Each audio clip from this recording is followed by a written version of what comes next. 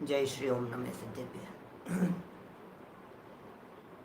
जयति परम ज्योति समं समस्तैरनंत पर्यायै दर्पण तलैव सकला प्रतिफलति पदार्थ मालिका यत्र परमागमस्य बीजं निषिद्ध जात्यन्ध सिन्दुर्विधानं सकल नय विलसितानां विरोधमथनं नमाम्यनेकान्तम् विरोधमथनं नमाम्यनेकान्तम्।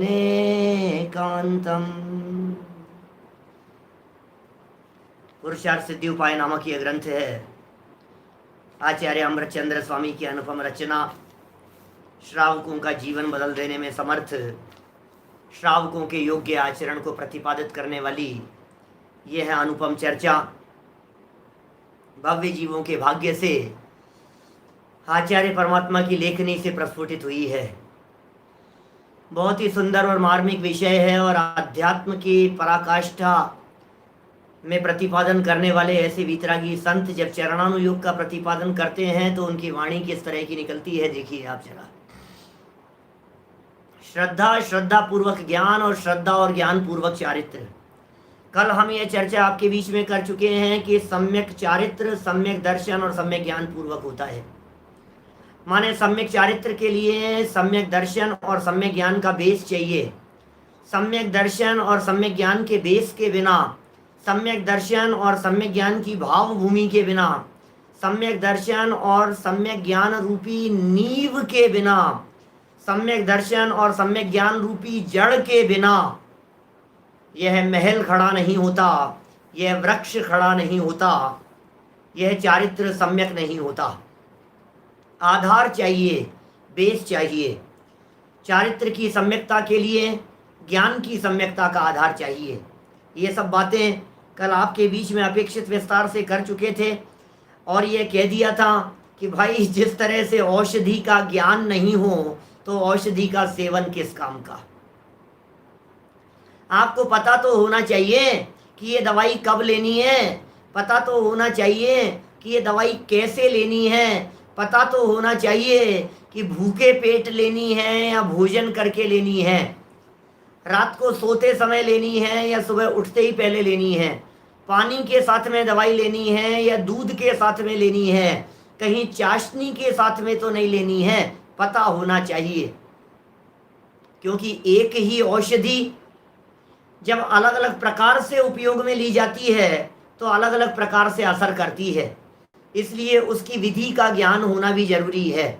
औषधि का सेवन यह कहलाता है चारित्र और औषधि के बारे में पता होना ये कहलाता है ज्ञान। और औषधि माने दवाइयों के ऊपर भरोसा होना ये कहलाता है श्रद्धा और विश्वास। तो विश्वास भी चाहिए, ज्ञान भी चाहिए और श्रद्धा भी चाहिए। मिलिंद भाई, तीनों चीजें चाहिए, श्रद्धा ज्ञान और चारित्र। उनमें श्रद्धा पहले सम्यक होती है, ज्ञान सेकंड नंबर पर होता है और चारित्र उसके बाद में होता है। हम ऐसा भी कह सकते हैं श्रद्धा हिलती और बदलती हुई दिखाई नहीं देती है, ज्ञान कुछ दिखाई देता है और चारित्र में बहुत ज्यादा परिवर्तन दिखाई देता है। लेकिन श्रद्धा ज्ञान और चारित्र इन तीनों की दिशा एक ही होती है। घड़ी होती है ना, घड़ी, दीवाल घड़ी, ये जो क्लॉक है, इस क्लॉक में 3 सुइयां हैं। एक है मिनट वाली, क्या, एक है मिनट वाली, एक है घंटे वाली और एक है सेकंड वाली। लक्ष्मी चंद जी साहब, 3 हैं, सेकंड वाली, मिनट वाली और घंटे वाली। तो सेकंड वाली तो दौड़ती हुई सबको दिखती है और जो मिनट वाली होती है वो भी कदाचित हिलती हुई दिखाई देती है। लेकिन जो घंटे वाली जो घड़ी है, सुई है, वो सुई हिलती भी नहीं दिखती और चलती भी नहीं दिखती, चलती भी नहीं दिखती और हिलती भी नहीं दिखती। लेकिन हमारा प्रश्न ये है कि इन तीनों में से कौन सी चल रही है, बतलाइए, कि तीनों ही चल रही है। और तीनों में से तीनों की दिशा अलग अलग है कि एक ही है? कि बोले तीनों की दिशा एक ही है, एक दिखती है एक नहीं दिखती है। बस बिल्कुल स्थिति ऐसी है श्रद्धा ज्ञान और चारित्र के मामले में, एक दिखाई दे रहा है एक नहीं दिखाई दे रहा है। बस इतना सा समझ लो आप, बदलती हुई दिखाई दे रही है, नहीं बदलती हुई दिखाई दे रही है, लेकिन चलती। अच्छा, भरोसा है कि नहीं कि तीनों चल रही है? 100% भरोसा है हमारे को, तीनों ही चल रही है और तीनों एक ही दिशा में चल रही है। इस तरह से जब सम्यक दर्शन होता है तो ज्ञान और चारित्र भी सम्यक होते हैं। माने श्रद्धा ज्ञान और चारित्र तीनों ही एक साथ सम्यक होते हैं, और विपरीत होते हैं तो श्रद्धा ज्ञान और चारित्र तीनों ही उल्टी दिशा में होते हैं। ऐसा ही इनका स्वरूप है। देखिए आप, दवाइयों के संदर्भ में यहाँ बात कह दी थी, हम उसी बात को थोड़ा सा आगे बढ़ाते हैं। बात तो समझ में आ गई। ज्ञानानंतरम चारित्राराधम उक्तम, बात तो समझ में आ गई। ज्ञानानंतरम, ज्ञान के बाद में चारित्र आराधनम, चारित्र की आराधना करना चाहिए। अब पंडित जी हम तैयार हैं, हमने सम्यक ज्ञान के 8 अंग भी देख लिए और हमने सम्यक दर्शन के 8 अंग भी देख लिए। वी आर रेडी, बिल्कुल पक्का तैयार है हम लोग। आप बताइए चारित्र अंगीकार करने के लिए क्या साहब आप तैयार हैं? कर ले चारित्र अंगीकार। कि भैया सुन, चारित्र अंगीकार करने के पहले तू समझ ले चारित्र क्या होता है। किसमें समझना क्या होता है? ले लेंगे चारित्र, हमको जानते नहीं है कि चारित्र क्या होता है। भैया समझ ले एक बार, चारित्र का लक्षण क्या है, चारित्र की पहचान का चिन्ह क्या है, चारित्र को किस तरह से पहचाना जाता है। एक बार आप उसे पहचान लीजिए, देख लीजिए। देखिए 77 नंबर पेज 39 नंबर का यह श्लोक है, श्लोक नंबर 39।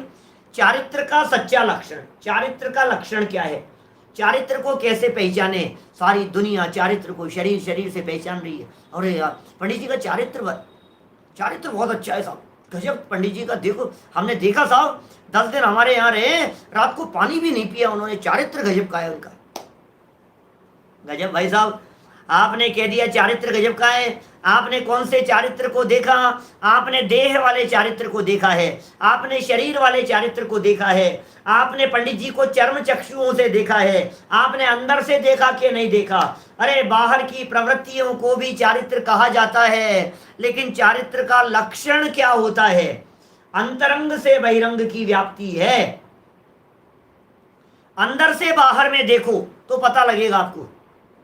अकेला बाहर बाहर में मत देखो, अंदर से भी तो देखो भैया, अंदर से भी तो देखो। क्या कह रहे हैं देखिए, 39 श्लोक पढ़ रहा हूं, पुस्तक में देखिए आप लोग।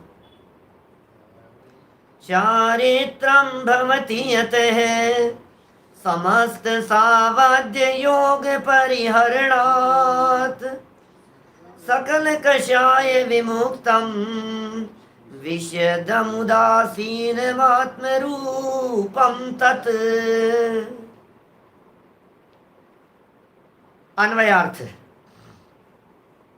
यतः माने कारण की, तत् माने वह, चारित्रम चारित्र, समस्त सावध्य योग परिहरणात्, समस्त पाप युक्त मन वचन काय के त्याग से, सकल कषाय विमुक्तम, संपूर्ण कषाय रहित, विशदम निर्मल, उदासीनम पर पदार्थों से विरक्ति रूप, और आत्म रूपम आत्म स्वरूप भवती होता है। ओहो क्या कह रहे हैं, चारित्र के संदर्भ में क्या बातें कह दी है यहाँ।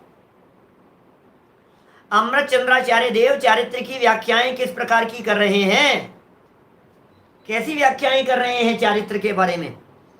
ये कह रहे हैं कारण कि चारित्र समस्त पाप युक्त, चारित्र पाप युक्त या पाप मुक्त नहीं, पाप युक्त मन वचन काय के त्याग से।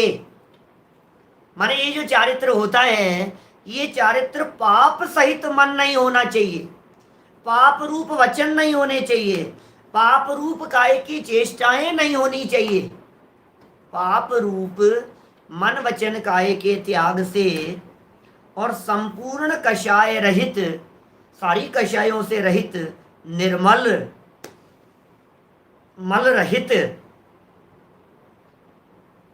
पर पदार्थों से विरक्ति रूप और आत्म स्वरूप होता है। हो, इसका मतलब चारित्र का लक्षण बतलाते हुए अमृत चंद्राचार्य देव ने बहुत सारी बातें कह दी है। चारित्र का लक्षण बतलाते हुए कितनी सारी बातें कह दी है। मन वचन काय का त्याग, क्या बात कर रहे हैं? मन वचन काय का त्याग कैसे कर सकते हैं? वचन का त्याग करने में क्या रसना इंद्री काट लेंगे क्या? काय का त्याग करने के अंदर आत्महत्या कर लेंगे क्या? कि नहीं, पाप रूप मन वचन काय की प्रवृत्ति का त्याग। माने मन में पाप नहीं आवे, वचन से पाप नहीं बोले, काय से पाप करते हुए दिखाई नहीं देवे। तो मन वचन और काय के त्याग से एक चीज, फिर संपूर्ण कषायों से रहित। देखो, अकेले शरीर की प्रवृत्ति नहीं, अंदर में कषायों का क्या हाल चाल है ये बतलाओ। बाहर में शरीर की वृत्ति विकृत नहीं है, लेकिन अंदर में कषाएं बहुत है, तो बोले चारित्रवान नहीं कहलाता। बाहर में मन वचन काय की चेष्टाएं पाप रूप होते हुए उन पर हो गए कंट्रोल, उन पर लगाम कसी जावे, और अंदर में जो कषाय भाव है वो उससे रहित हो और निर्मल हो और पर पदार्थों से विरक्ति हो, और पर से विरक्ति, ये सब तो नेगेटिव बातें कही, सब में निषेध निषेध कहा ना। पाप रूप का त्याग कहा, कषायों से रहित कहा, पर पदार्थों से विरक्ति कही। तो नेगेटिव होता है क्या चारित्र? नहीं, आत्म स्वरूप होता है, अपने स्वरूप में मग्नता का नाम चारित्र है। वाह, इसका मतलब चारित्र अपने स्वरूप में मग्नता को कहते हैं, चारित्र अपने स्वरूप में लीनता को कहते हैं। भरत भाई, अपने में लीनता चारित्र है, आत्म स्वरूप में लीनता, वो अस्थि से चारित्र है, और नास्ति से बोले ऐसा नहीं किया, ऐसा नहीं किया, ऐसा नहीं किया, बोले ये चारित्र है। सारी दुनिया में आज तक आपने चारित्र के बारे में क्या समझा था बतलाओ? अपने दिल पर हाथ रख करके कहना, चारित्र यही नहीं समझते थे कि हम लोग ये छोड़ दो, वो छोड़ दो, इसका त्याग कर दिया। आपने पंडित जी को चारित्रवान क्यों कहा था? बाहरी आचरण देख करके कहा था ना। आपने यही तो कहा था, अरे पंडित जी का आलू नहीं खाते। अरे आलू तो बस कोई नहीं खाता है, साधारण आदमी भी नहीं खाता है, सारे जमीकंद नहीं खाते। जमीकंद तो सभी नहीं खाते, नहीं बाजार का भी नहीं खाते भाई साहब, नहीं मर्यादा का लेते हैं वैसा भोजन।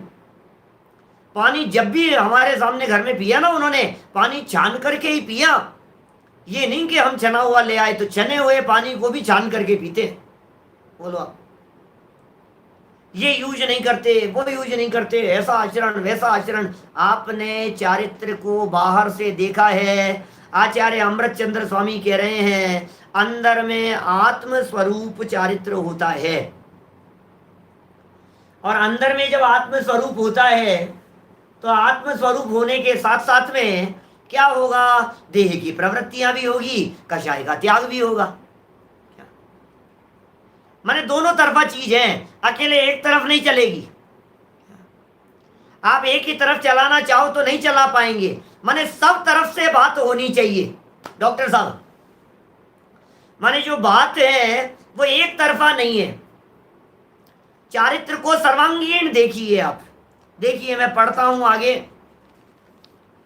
टीका पढ़ते हैं अपन। यतः समस्त सावध्य योग परिहरणात् चारित्रम भवति। क्या? यतः समस्त सावध्य योग परिहरणात् चारित्रम भवति। समस्त पाप सहित, पाप सहित, ये यहां क्या कहा था पीछे? युक्त ही तो कहा था, पाप युक्त माने पाप सहित, पापों के साथ में मन वचन काय के योग का त्याग करने से चारित्र होता है। मन वचन काय के योग का त्याग करो, माने कुल मिलाकर के बात यह है, शरीर से पाप रूप चेष्टाओं के त्याग को तो सारी दुनिया देखती है, वचनों में भी कंट्रोल होना चाहिए और मन पर भी कंट्रोल होना चाहिए। शरीर पे भी हो, वचनों पर भी हो और मन पर भी कंट्रोल हो और पाप पर कंट्रोल हो। यहां तो क्योंकि पाप का निषेध कह रहे हैं, अभी पुण्य की चर्चा नहीं की है, लेकिन सभी आ गया उसके अंदर। जहां जहां आकुलता हो रही हो, जहां जहां कषाय हो रही हो, चाहे मंद कषाय हो रही हो, कषाय का निषेध आ गया है ना, तो सारी बातें उसके अंदर गर्भित होगी। अब चारित्र समझा रहे हैं, विशेष प्रकार के चारित्र की बात कही है यहां पर। तो मुनि पहले सामायिक चारित्र अंगीकार करते हैं, तब ऐसी प्रतिज्ञा करते हैं। आपको मालूम है प्रवचन सार ग्रंथ गाथा नंबर 79, आपको भी ध्यान है चारित्र की, तो चारित्रम खलु धम्मो वाली गाथा है 7वें नंबर की गाथा। तो मैं 79 नंबर गाथा की बात कर रहा हूं, जहां परम सामायिक की प्रतिज्ञा लेकर शुभोपयोग परिणति के अभिसार रूप उसमें उलझा है वो व्यक्ति, वो धूर्त अभिसारिका के समान कहा है, उसके महादुख संकट निकट है। प्रवचन सार ग्रंथ, अनेक साथियों ने पढ़ा होगा प्रवचन सार ग्रंथ, 79 नंबर गाथा है। 80वीं गाथा तो बहुत प्रसिद्ध है, ये 79 भी बड़ी मार्मिक है। 80वीं गाथा के अंदर तो वो क्या कहा है, जो जानदि अर्हंतम दवत्त गुणत्त पज्जय तेहिम सो जानदि अप्पाणम मोह खलु जाति तस्सलयम। 79 नंबर गाथा में क्या कहा है, चत्ता पावा रंभम समुट्ठि दो वा सुहम विचरियम्मी न जहदी जदि मोहादि न लहदी सो अपगम शुद्धम। 79, उस 79 की टीका में यही अमृत चंद्राचार्य, यही जो यहां लिख रहे हैं अभी, वो यही शब्द दिए हैं, सर्व सावध्य योग विरतोस्मि, एम सर्व सावध्य योग विरतोस्मि, मैं सर्व पाप सहित योगों का त्यागी हूं। ये परम सामायिक की प्रतिज्ञा ली है, ऐसी प्रतिज्ञा करते हैं मुनिराज। परम सामायिक कहते हैं शुद्धोपयोग को, परम सामायिक कहते हैं उपयोग अंदर में लीन हो जाऊंगा मैं, तो इसका नाम है परम सामायिक। परम सामायिक का मतलब है मेरा उपयोग, मेरे ज्ञान की पर्याय मेरे स्वभाव में लीन हो गई, उसका नाम है परम सामायिक। क्या स्वरूप है भाई साहब, ये भगवान महावीर स्वामी की वाणी है, वीर का शासन है, ये जयंती है आज, ये भगवान महावीर स्वामी का शासन है, यहाँ पोपाबाई का राज नहीं है, यहाँ राज्य वीर का चालू हुआ है आज, और वीर के राज में चारों तरफ शांति का माहौल है।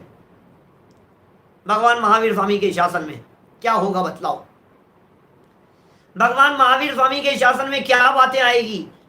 वीर के शासन की चर्चाएं हैं ये भैया, बाहर में नहाने से काम नहीं चलेगा, अंदर से नहाया या नहीं ये बता।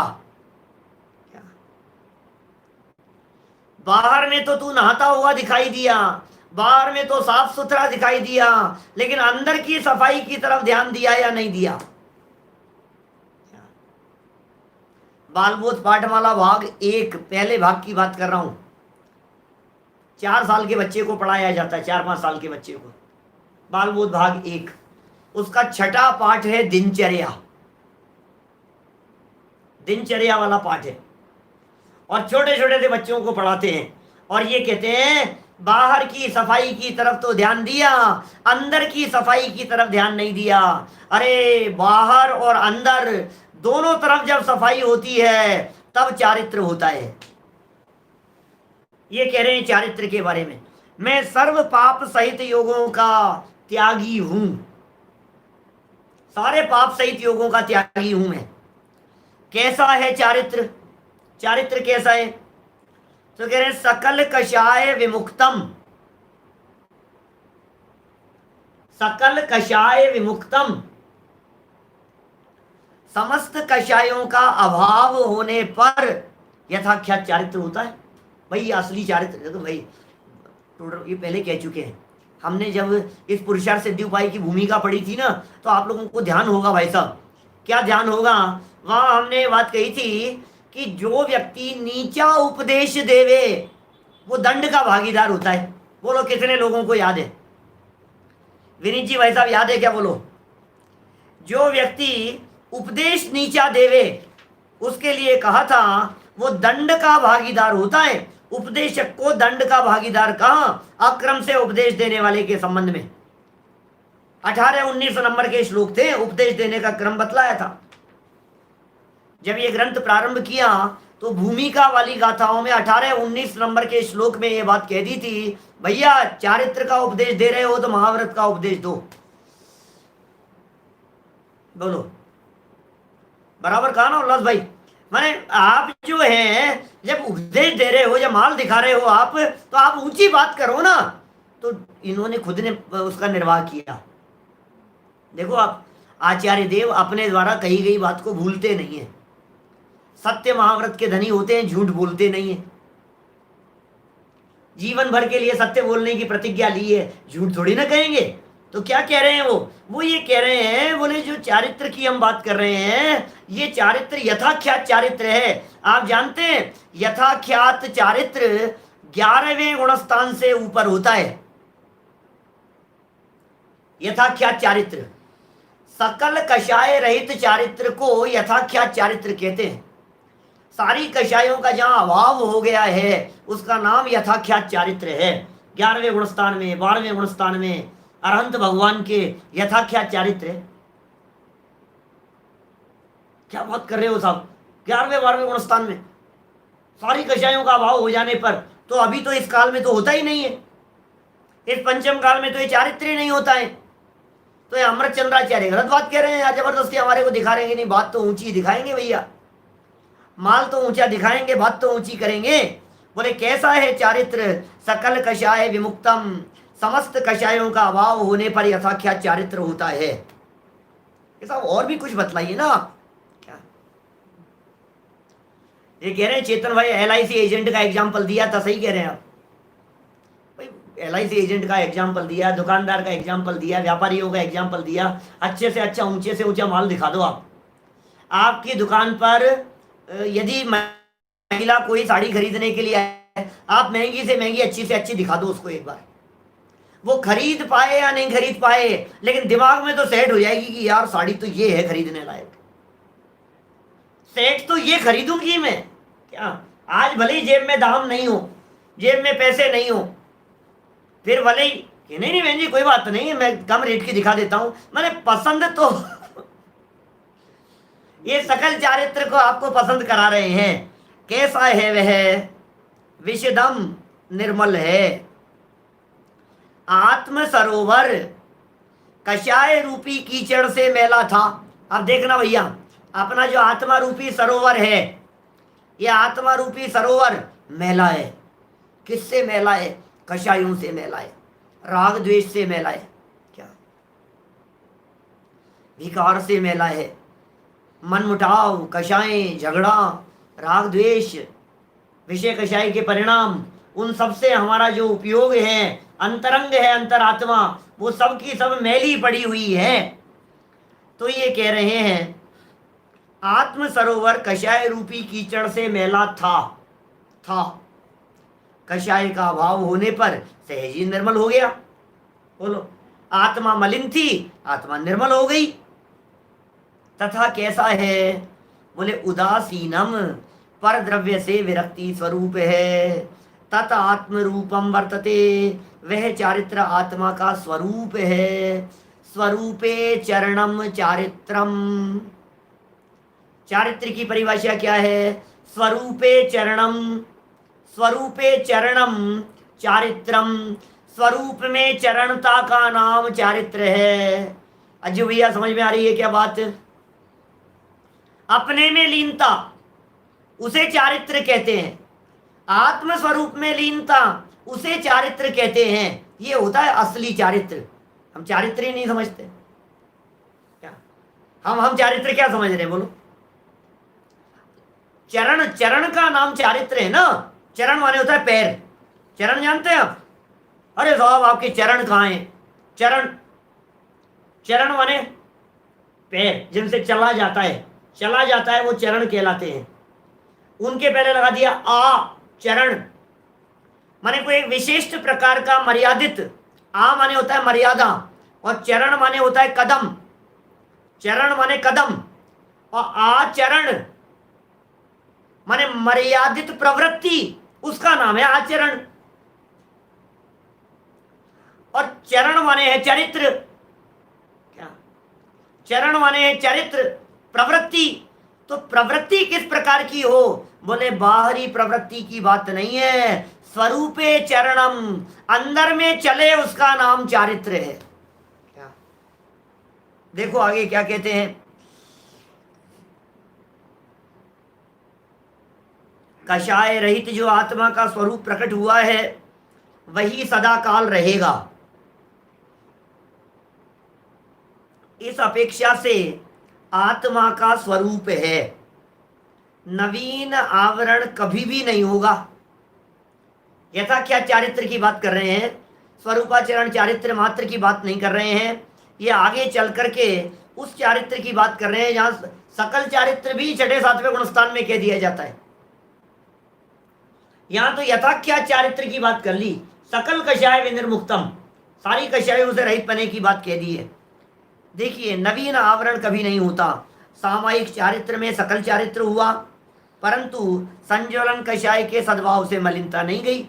ये सामायिक चारित्र की बात कर रहे हैं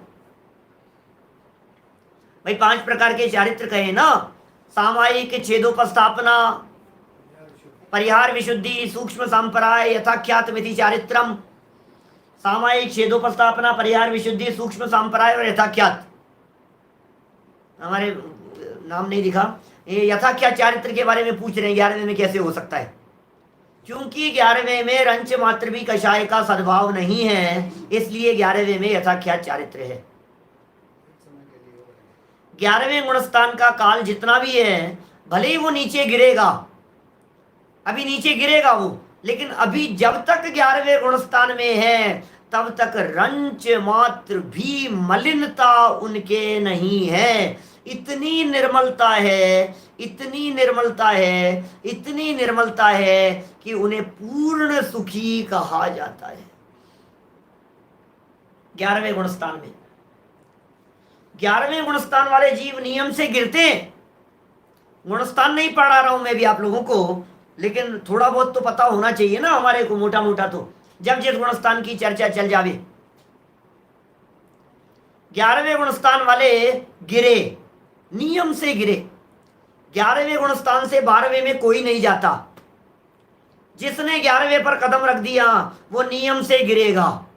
11वें गुणस्थान से, बहुत ऊंचा गुणस्थान होता है 11वां गुणस्थान भी। 11वां गुणस्थान वर्तमान भूमिका में होता नहीं है, 10वां भी नहीं होता, 9वां भी नहीं होता, 8वां भी नहीं होता, 7वें की सातिशय अप्रमत्त दशा भी इस पंचम काल में जन्मे जीवों की नहीं होती। जो जीव इस पंचम काल में जन्मे हुए हैं उन जीवों के नहीं होती है स्थिति, पंचम काल में जन्म धारण करने वालों की। समझ में आ रही है बात? श्रेणी नहीं चढ़ते, वो 7वें से ऊपर नहीं जाते। तो 11वें गुणस्थान बहुत ऊंची चीज हो गई। 11वें गुणस्थान वाला टोडरमल जी ने मोक्ष मार्ग प्रकाशक 265 नंबर पेज पर लिखा, 265 नंबर पेज पर, वहां लिखा, देखो परिणामों की विचित्रता। कोई जीव यथाख्यात चारित्र प्राप्त कर 11वें गुणस्थान से नीचे गिरकर, ऐसी चर्चा की 265 नंबर पेज पर नीचे लास्ट पैराग्राफ है। यथाख्यात चारित्र प्राप्त करके नीचे गिर जाता है, गिरेगा ही 11वें गुणस्थान से। भूमिका ही ऐसी है, 11वें गुणस्थान की स्थिति ऐसी है, सारी कषायों को और कर्मों को बेहोश करता हुआ बढ़ा था, आगे मारा नहीं था। बेहोशी की दवाई मिलाई थी उसने, सब बेहोश पड़े थे और चला गया ऊपर। अब क्या हुआ, ऊपर पहुंचा और सब पीछे से दोबारा खड़े हो गए, ये मौत को बुला लिया उसने। ये है 11वें गुणस्थान की पोजीशन। माने एक शत्रु मरा हुआ है और एक शत्रु बेहोश पड़ा है। 12वें गुणस्थान में मोहनी रूपी शत्रु मर गया है और 11वें गुणस्थान में मोहनी रूपी शत्रु बेहोश पड़ा है। बस ज्ञात जो बेहोश पड़ा है वो और जो मर गया है वो दोनों ही हमारा कुछ बिगाड़ने में समर्थ नहीं है, दोनों ही परेशान नहीं कर रहे हैं। दोनों से ही किसी भी प्रकार का वर्तमान में खतरा नहीं है। जो दुश्मन मरा पड़ा है और जो दुश्मन बेहोश पड़ा है, दोनों से ही खतरा नहीं है। तो 12वें गुणस्थान में मर गया है मोह और 11वें में बेहोश पड़ा है। तो क्या होगा कि 11वें में जहां बेहोश पड़ा है वो उठेगा, होश में आएगा, होश में आते ही तुझे नीचे गिरा देगा, गुणस्थान नीचे गिर जाएगा। ये है स्थिति। देखिए चलिए, सामयिक चारित्र में सकल चारित्र तो हुआ था सामयिक की अवस्था में, उस चारित्र में, लेकिन संज्वलन कषाय थी। 6ठे 7वें गुणस्थान की बात कर रहे हैं। संज्वलन कषाय का सद्भाव है, मलिनता नहीं गई। 4 कषाय चौकड़ी है ना, अनंतानुबंधी, अप्रत्याख्यानावरण, प्रत्याख्यानावरण, संज्वलन। अनंतानुबंधी, अप्रत्याख्यानावरण, प्रत्याख्यानावरण, 3 तो चले गई। अब संज्वलन बची हुई है। तो संज्वलन जितनी मलिनता नहीं गई, इसलिए जब सकल कषाय रहित हुआ तब यथाख्यात नाम पाया। सारे कषाय रहित हुआ तब जैसा चारित्र का स्वरूप था वैसा प्रकट हो गया। इसका नाम है असली चारित्र। चारित्र का जिस प्रकार का स्वरूप कहा है वो चारित्र प्रकट हो गया। देखिए प्रश्न उठाया, शुभोपयोग रूप भाव है, वो चारित्र है या नहीं? प्रश्न उठाया, शुभोपयोग चारित्र है या नहीं है? बोलो। शुभोपयोग की बात कर रहे हैं, शुभ परिणामों की बात कर रहे हैं, वो चारित्र है या नहीं है? देखो क्या लिख रहे हैं, शुभोपयोग विशुद्ध परिणामों से होता है और विशुद्धता मंद कषाय को कहते हैं।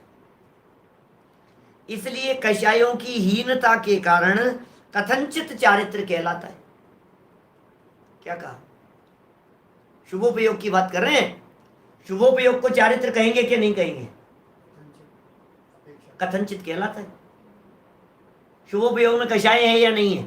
है भी, लेकिन कषाय तीव्रता में नहीं है, कषाय मंदता की तरफ है। जब कषाय मंद है तो उस मंदता को चारित्र कहें कि नहीं कहें? कह दो, कोई बात नहीं, कह सकते हैं। अब कषाय की मंदता और तीव्रता का भी बड़ा गजब का चक्कर है भाई साहब। कौन से को कषाय की मंदता कहें और किसे कषाय की तीव्रता कहें? आज मैंने सुबह 6:30 बजे वाले प्रवचन के अंदर बात की थी, हमारे जाना के शिविर में, अमेरिका वाले शिविर में। माने जो कषाय हैं ऊपर से अकषाई दिखाई दे रहा है और अंदर में कषाय का दरिया बैठा हुआ है। देखिए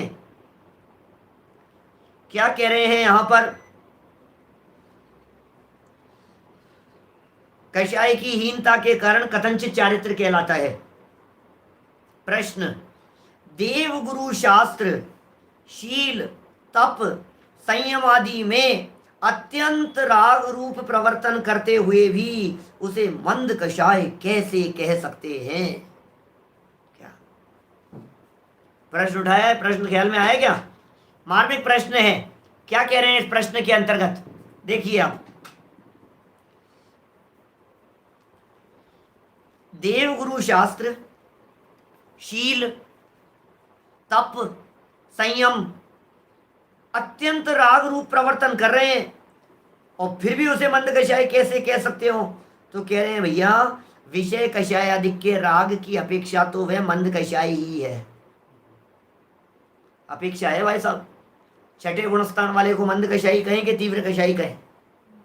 जनागम में उन्हें तीव्र कषाई कहा है। आप क्या कह रहे हो? मुनिराज को तीव्र कषाई? हाँ हाँ हाँ, सुनो तो सही, मुनिराज को तीव्र कषाई कहते हैं। अरे भाई साहब, ये तो अच्छे पंडित जी को पकड़ाया, मुनिराज को तीव्र। अरे सुनो तो सही यार, बात तो सुनो पहले गंभीरता से। सीधे उंगली उठाने लगते हो। हम जो कह रहे हैं उसे गंभीरता से सुनोगे नहीं पहले। 4 तरह की कषाएं हैं ना, 4 प्रकार की, अनंतानुबंधी, अप्रत्याख्यानावरण, प्रत्याख्यानावरण और संज्वलन। दीपेश जी, 4 प्रकार के लेवल है ना कषायों के। इनमें से अनंतानुबंधी, अप्रत्याख्यानावरण, प्रत्याख्यानावरण, ये 3 बड़े बड़े लेवल वाले कषाय तो उनके है ही नहीं मुनिराज के। 3 कषाय चौकड़ी तो है ही नहीं। अब जो बची है संज्वलन, संज्वलन जो कषाय बची है, संज्वलन क्रोध मान माया लोभ। अभी मैं पता नहीं सब लोगों को पता तो होंगे ही है, इतना भी अनजान लोग नहीं है, थोड़ा थोड़ा तो जानते ही है ना सब लोग। यदि आप लोगों को थोड़ा कहीं कुछ नए शब्द दिखे और कुछ लगे ना तो मुझे टोक दिया करो, बता दिया करो। सबको साथ में लेकर के चलना है। देखिए क्या कह रहे हैं, छठे गुणस्थान में तीव्र संज्वलन है, संज्वलन का तीव्र उदय है, तीव्र तीव्र संज्वलन है छठे गुणस्थान में। सातवें गुणस्थान में मंद है, मंद उदय है। आठवें गुणस्थान में मंद तर उदय है और नौवें गुणस्थान में संज्वलन का मंद तम उदय है और 10वें गुणस्थान में सूक्ष्म लोभ माने सूक्ष्म सांपराय नाम का चारित्र है। क्या मालूम है? बहुत सारे लोगों को मालूम है क्या? बहुत सारे लोगों को मालूम है। वो तो सही बात तो ये है, जिसे मालूम होता है ना जवाब वही देता है, जिसे मालूम नहीं होता है ना वो चुपचाप बैठ जाता है। ये स्वरूप है जगत। माने यदि 100-200 लोग ऐसे भी हो ना जिनको पता नहीं है, वो बोलेंगे थोड़ी ना कि हमें नहीं पता नहीं पता, वो चुपचाप सुनते रहेंगे। और जिन लोगों को पता है उनमें से फटाफट फटाफट जवाब, हाँ पता है, हाँ पता है, हाँ पता है, ऐसा होता है। स्वरूप है इसी तरह का। खैर कोई बात नहीं। चलिए बात कैसी कह रहे हैं भाई साहब हम ये कह रहे हैं 4 लेवल कह दिए हमने कषाय की। तीव्र, मंद, मंदतर और मंदतम।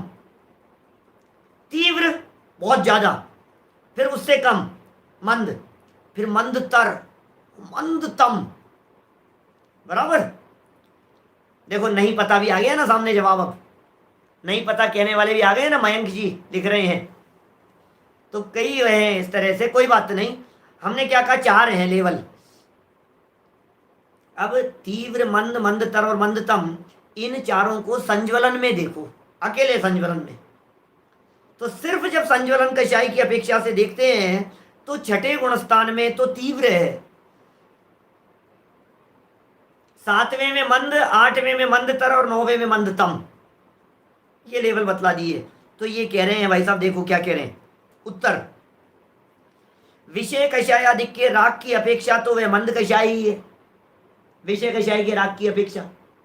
क्योंकि आप किसे तीव्र कहें और किसे मंद कहें, बोले 5 इंद्रियों के विषयों में प्रवृत्ति है, उसका राग है, बोले तीव्र है, और अपने में है, विषय कषाय से हट गया है तो मंद है। बोलो टीवी देखे, दूरदर्शन और देवदर्शन, बोलो दोनों में से कौन तीव्र है और कौन मंद है? स्पष्ट है इसमें क्या है। दूरदर्शन के सामने बैठा हुआ तीव्र कषाई है, देवदर्शन के सामने बैठा हुआ मंद कषाई। क्राइटेरिया हो गया ना।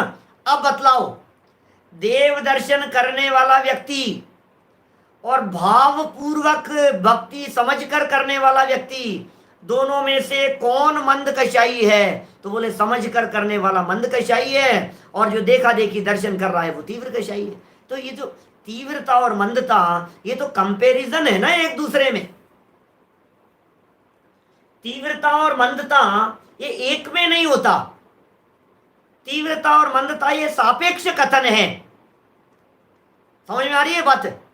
सापेक्ष है, ये 2 चीजें होगी तो उनमें कंपैरिजन होगा। बतलाओ तीव्र के मंद, ये कि ये साहब इनका गुस्सा बहुत तीव्र है, कि कैसे कहेंगे? कि पहले दूसरा बतलाओ कि साहब इनकी तुलना में इनका तीव्र है। कि साहब ये लंबे बहुत हैं, कि किन की तुलना में हमारे चाचा जी तो इनसे भी लंबे हैं, तुम कैसे कह रहे हो कि नहीं एक नॉर्मल आदमी से लंबे हैं। तो आपने कंपैरिजन किया ना। ऐसे हम ये कह रहे हैं तीव्रता और मंदता का कंपैरिजन करो। अभी हमने छठे गुणस्थान में संज्वलन का तीव्र कह दिया, लेकिन यहाँ ये कह रहे हैं चूंकि छठे गुणस्थान की भूमिका में शील है, संयम है, तप है और विषय कषायों से विरक्ति है, इसलिए इस अपेक्षा से मंद कषाय ही है, क्योंकि उनके राग में क्रोध मान माया तो है ही नहीं। मुनि भूमिका में क्रोध मान माया तो है ही नहीं। अब रहा प्रीति भाव की अपेक्षा लोभ कषाय। गुस्सा नहीं है मुनिराज के, मान नहीं है, छल कपट नहीं है।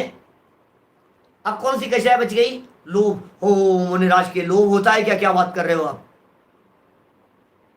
मुनिराज के लोभ होता है क्या? कि होता है ना मुनिराज के लोभ, क्या दिक्कत है? मुनिराज के लोभ कैसा होता है? मुनिराज के लोभ होता है प्रीति की भाव की अपेक्षा।